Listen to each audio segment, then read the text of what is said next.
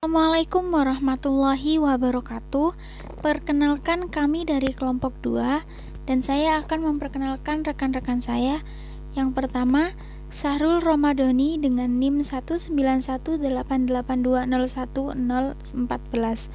Yang kedua adalah saya sendiri, Nurul Indah Nawamulan dengan NIM 19188201006. Dan yang ketiga, Nadia Wulandari dengan NIM 19188201032. Yang keempat, Duratun Nafisa dengan NIM 19188201012. Di sini kami akan menjelaskan dan atau menyebutkan tentang padanan kata bahasa asing ke bahasa Indonesia. Padanan kata asing dalam ranah sosial. Yang selanjutnya adalah, yang pertama adalah admin. Admin atau administrator, yaitu orang yang bertugas untuk mengurusi hal-hal administrasi. Yang kedua adalah crash. Crash berarti menabrak atau bersentuhan dengan masalah. Yang ketiga adalah interface.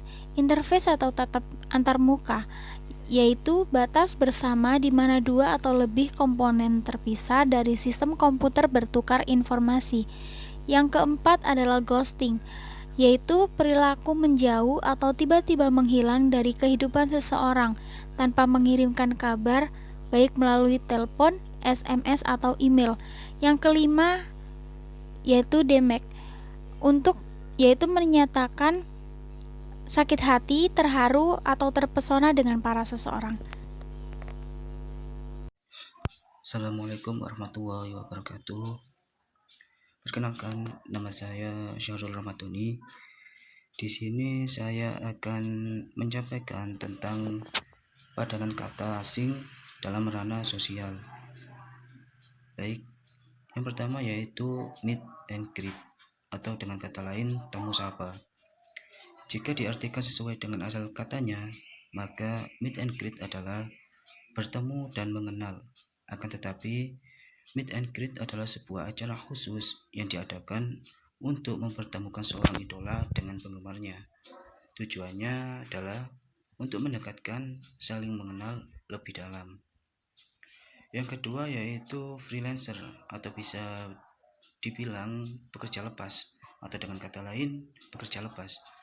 Di sini seorang freelancer bekerja tanpa adanya ikatan jangka panjang dengan klien atau orang yang memberikan pekerjaan tersebut. Jadi pekerjaannya itu bebas, bisa dilakukan di mana saja. Yang ketiga yaitu hacker, atau bisa disebut juga dengan peretas.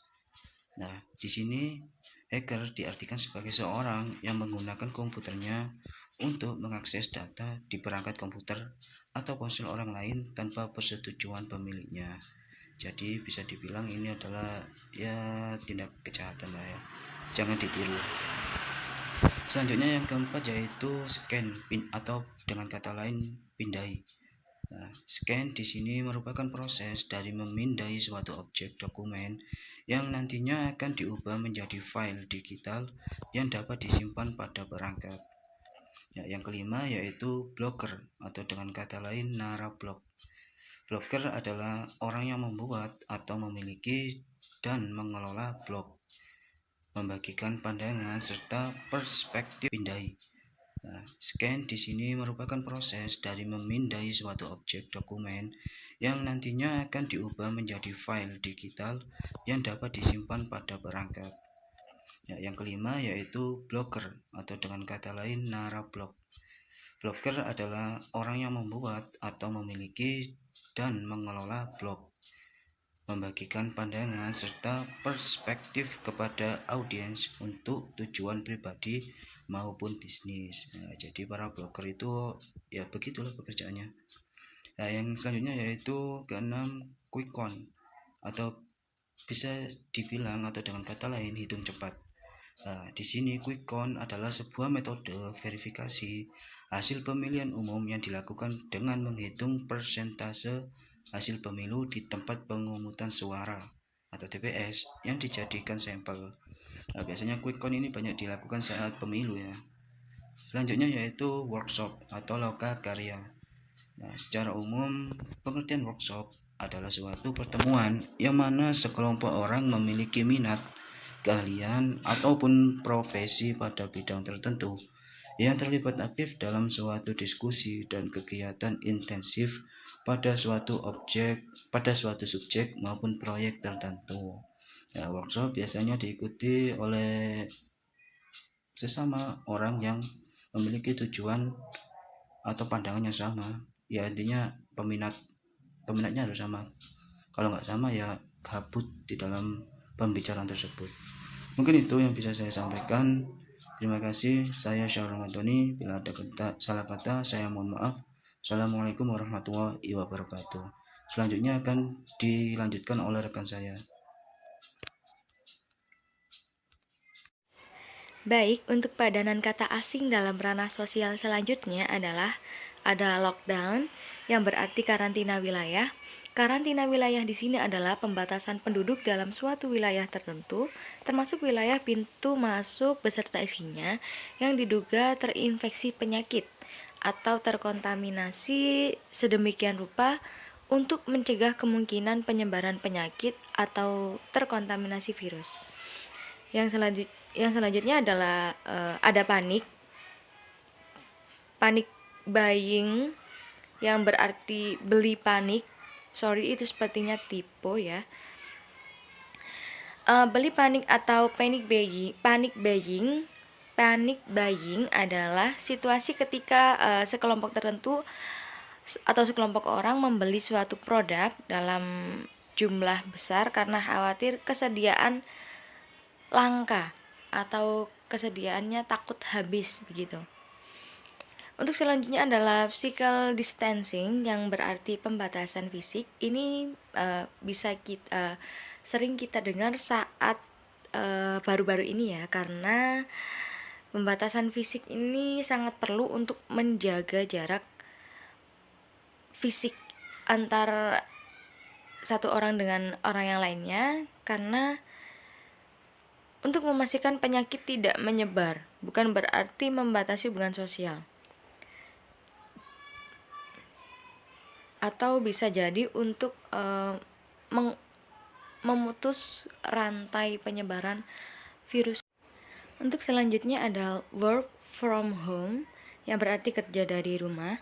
Pemerintah menyarankan karyawannya bekerja dari rumah, sehingga istilah tersebut menjadi ramai dibicarakan baik di melalui pemberitaan di media, termasuk pembicaraan warganet di media sosial.